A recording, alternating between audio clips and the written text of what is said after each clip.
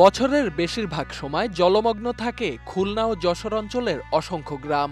বর্ষা মৌসুমে আরো ভয়াবহ আকার ধারণ করে এই পরিস্থিতি। জলাবদ্ধতার কারণে বিপর্যস্ত হয়ে পড়ে জনজীবন, স্থানীয় অর্থনীতিতে বিরাজ করে স্থবিরতা।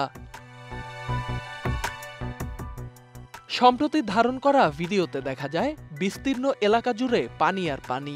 চাষের জমি এবং ঘরবাড়ি পানিতে নিমজ্জিত। বাধ্য হয়ে শ্যাওলাভর্তি পানিতেই নিত্যদিনের কাজকর্ম সারছেন স্থানীয়রা।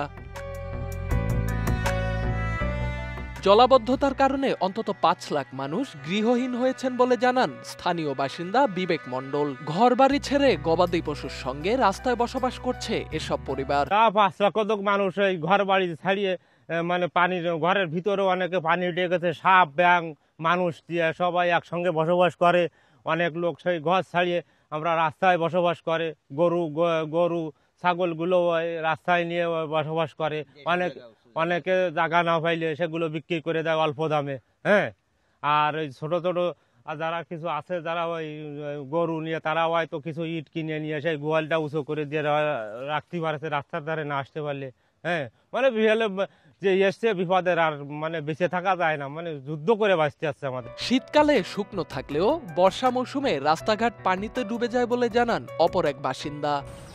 ৩-৪টা থানা, কেশবপুর, মনিরামপুর, অভয়নগর, তার ফুলচলার কিছু অংশ যেটা বললাম, এই এলাকাদের সবই এই পানি বন্ধ অবস্থা থাকে বহুদিন ধরে। এই তো ধরেন আপনার এই পুরো শুকনোর সময় মৌসুমে হয়তো একটু শুকিয়ে যাবে না রাস্তাঘাটটা, এই তার আগ পর্যন্ত এই থাকে। আর ওই ১৮ মাস আসতে আসতে শ্রাবণ মাস আসতে আসতে আবার ডুবে যাবে না।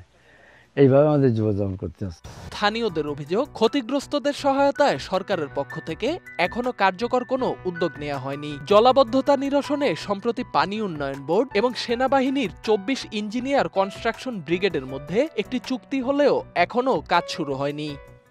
বাড়ি ঘরে ২-৩ মাস পানি, হ্যাঁ, মানে কোনো কাজ কম নেই, ভীষণ একটা সমস্যার ভিতরে আছি। তারপর বাড়ি ঘরে কি অবস্থা? বাড়ি ঘরে দেওয়া আছে, বাড়ি ঘরে রান্নাঘরের জায়গাও তো পানি উঠে গেছে। তা এখন অন্য জায়গায় একটা ঘর বানাইছি, তো সেই জায়গায় দিয়ে মোটামুটি থাকতেছি। সরকার থেকে কোনো সহযোগিতা? না, সরকার থেকে কোনো কিছু দেয় না। ওই আমডাঙ্গাটা অন্তত ৩ কিলো ভাত কাটে দিলে আমাদের জল দ্রুত নামে যাবে, এবং 12টা বিলে জল যাবে। আর নিচের দিকে করতে গেলে, নিচের ইন্টারবিল বসাতে গেলে টিয়ারাম করতে হবে, তাহলে আমাদের জলটা একেবারে নিষ্কাশন হয়ে যাবে। হ্যাঁ, দ্রুত নামে। এই আমডাঙ্গা খনন করে দিলে আমাদের এখন থেকে যদি খনন করে দেয় তা ২ মাসের ভিতরেই আমাদের মোটামুটি ফসল করা একটা লাইন এসে যাবে। হ্যাঁ, তা আমাদের জলটাকে আসলে পরিকল্পিতভাবে আটকায় রাখা হচ্ছে। মুকেশ্বরী, টেকা, শ্রী ও হরিনদী দ্বারা পরিবেষ্টিত ভবদহ অঞ্চল ২ দশকেরও বেশি সময় ধরে ভয়াবহ জলাবদ্ধতার সঙ্গে লড়ছে।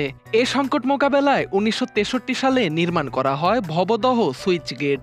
কিন্তু আশপাশের নদীতে অতিরিক্ত পলি জমে যাওয়ায় ৮০ দশক থেকে পরিস্থিতি ভয়াবহ হয়ে ওঠে। গত ২ দশকেরও বেশি সময় যাবৎ এই অঞ্চলের প্রায় ৩০০টি গ্রাম বছরব্যাপী জলমগ্ন। ফলে স্থবির হয়ে পড়েছে প্রায় ১৫ লাখ মানুষের জীবনযাত্রা।